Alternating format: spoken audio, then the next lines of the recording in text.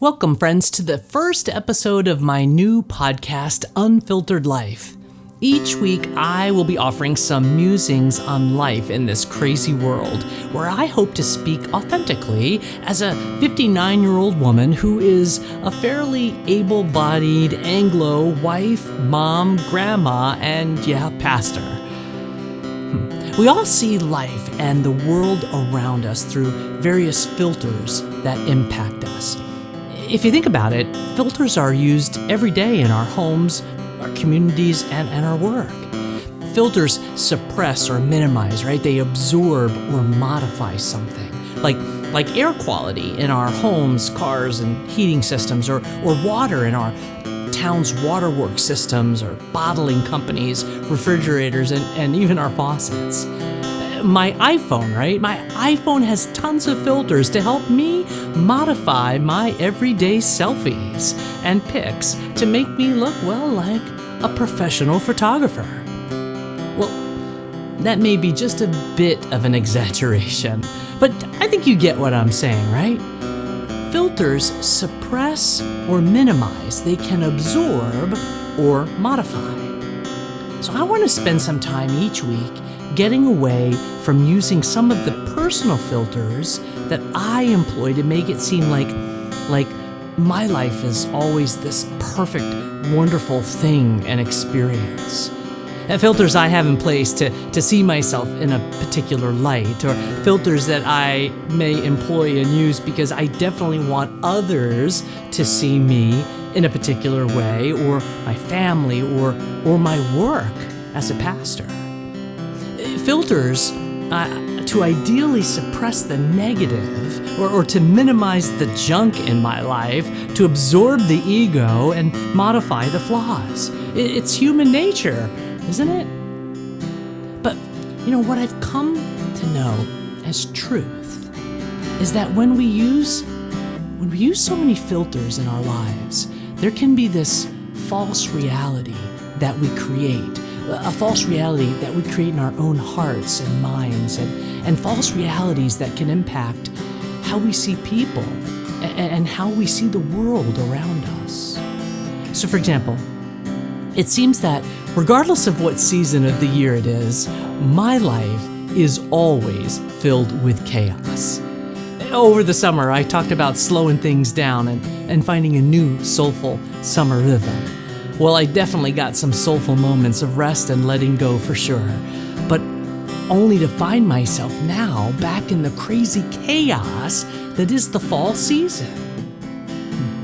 Schools are back in full swing. Church and community programs are off to a great start. Halloween just ramped up a holiday frenzy in our kids' lives that is already now barreling toward Thanksgiving, with a full-out sprint to follow into the Christmas season, which, by the way, if I may add, is already getting commercial airplay, and store displays are happening for early shopping and gift buying and parties. I mean, come on, right?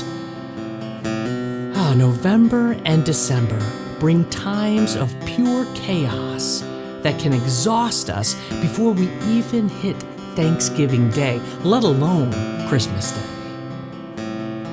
But this year, I've decided to look at this concept of chaos in a new way. To change the filters of disorganized, uncontrollable, exhausting pandemonium amidst all the hustle and bustle of the upcoming holiday season. So while it's true that our daily chaos in our families, or our work, our school or community, or in our social life can be exciting at times, it usually leaves us feeling exhausted and unsettled and even perhaps unfulfilled. So how do we look at the inevitable chaos that spins our lives round and round in a new way? Well, for me, I think it begins with getting an unfiltered look at chaos during this particular month, when I ponder all the things that I'm thankful for. So I'm shifting into an attitude of gratitude for the month of November. I am claiming an attitude of gratitude for chaos in my life. Oh, yes, I am. I'm going to embrace it. I'm going to thrive amidst the unpredictable times of confusion and all those overlapping commitments and the pure craziness that comes my way. I've been thinking about this a lot, and I actually had this aha moment when I remembered an important time in my doctoral work. I was required to do 50 hours of therapeutic counseling to earn my degree. And friends, let me tell you, it was the best thing I ever did for myself. Talk about new understandings of the filters I use in my life. Wow. In one session, I went off about how my life was pure chaos, right? Juggling all family needs, my doctoral studies, my full-time appointment in a local church, and it was draining me and wreaking havoc in all areas of my life. My therapist, Mary, then pulled down from a shelf this small frame, and she said, I have this Chinese proverb I want to share. It goes, chaos, where great things begin. Well, man, that got my attention. So I asked her to tell me more. And so Mary shared, I often tell my clients that if they're frightened or pretty upset with the 3 U's of life, right, meaning the unplanned, unexpected, or the unknown, then they're not very good change agents. Because life is full of the unplanned, the unexpected, and the unknown. Chaos, right? She said, faith and risk is the catalyst that allows us to adapt to life-challenging changes that we face in our chaotic lives. And I'm like, whoa. You know, it is a researched and proven fact that humans are more frightened by those 3 U's, right, of the unplanned, of the unexpected, and of the unknown than anything else in life. And what a great insight from a therapeutic point of view about the possibility of chaos, right? Chaos being a positive change agent in our life. Something indeed to be thankful for, to flip the script, to see it in using a different filter. Chaos, where great things begin, is indeed having an attitude of gratitude. So before a great vision can become reality, right, there's going to be difficulty. Before a person begins any kind of great endeavor, they are going to encounter confusion and uncertainty. Right? Just think about this. As a plant breaks the ground with great difficulty, right, foreshadowing a huge tree it's going to become, so must we sometimes push against difficulty and bring forth our own dreams. So out of chaos, opportunities are born.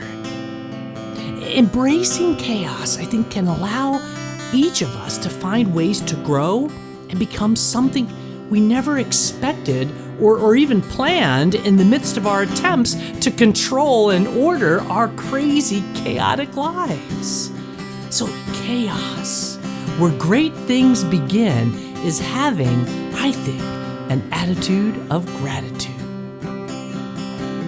Each week, I've decided to try and find one way, in the midst of the pure chaos that is always coming my way each day, finding one way to have a new opportunity for me to grow or do something I would never have done if it weren't for life's unexpected, unplanned party favor of the week, right?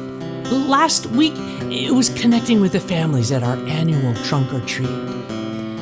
Now, I'm going to keep it true here, keep it real, right? Halloween is not my favorite time of the year. And I only begrudgingly participated in our church's trunk or treat because I'm one of the pastors, right? And this is what I'm supposed to do. So my filter was not the very best about this, especially last year.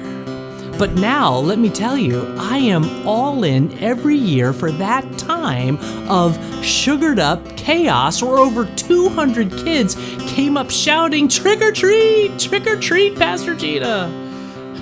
This year, with an attitude of gratitude for the joyous chaos that Halloween brings, I channeled my inner child and had a full-body Pluto costume, with my husband being in a full-body Mickey Mouse costume. Oh Lord, it was so much fun. And yes, it was pure chaos and pandemonium. But right, chaos, where great things begin. Hopefully, for every family and young kid who was able to come to a safe space to trick or treat. And for this weary soul who found a way, through some Disney-inspired magic, to embody an attitude of gratitude for life's opportunities. Friends, what opportunity can we find amidst this week's chaos? Because we know it's gonna come, right? So let's just keep looking for all of life's unexpected, unplanned party favors. Have a great week.